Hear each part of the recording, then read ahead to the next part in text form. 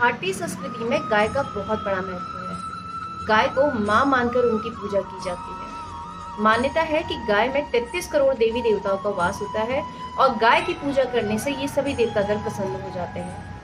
भगवान श्री कृष्ण और बलराम का पूरा जीवन गौपालन में बीता। हमारे देश के अनगिनत लोक देवता और क्षत्रियों ने गौ रक्षा के लिए अपने प्राणों का बलिदान कर दिया।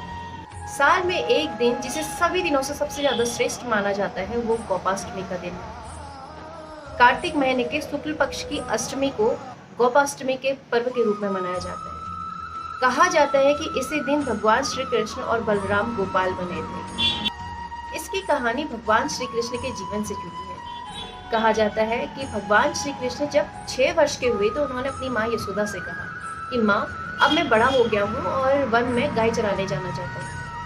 कृष्ण के हट के आगे माँ यशोदा को झुकना पड़ा और उन्होंने श्री कृष्ण को वन में जाने की अनुमति दे दी और नंद बाबा के साथ उन्हें वन में गाय चराने के लिए भेज दिया। वो गोपाष्टमी का दिन था।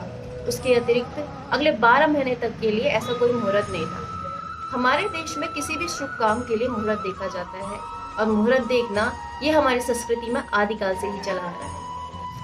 इसीलिए उसी दिन यानी कि गोपाष्टमी के दिन माँ यशोदा को भगवान श्री कृष्ण को वन में गाय चराने के लिए भेजना पड़ा।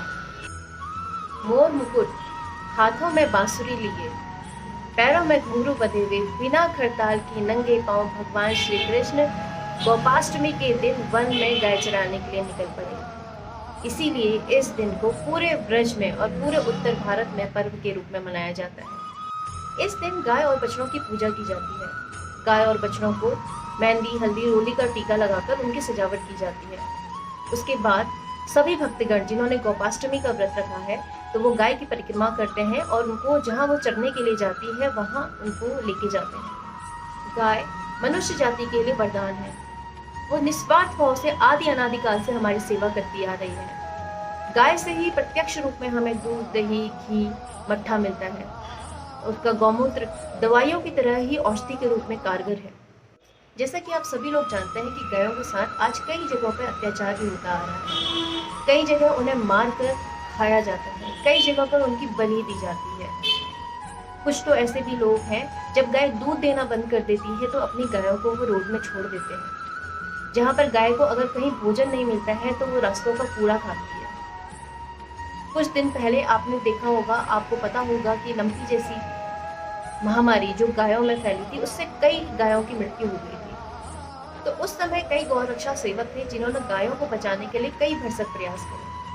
तो आइए आज इस गोपाष्टमी के दिन हम सभी ये प्रण लें कि हम सब गायों की रक्षा और सेवा करें। आप सभी को गोपाष्टमी की हार्दिक शुभकामनाएं।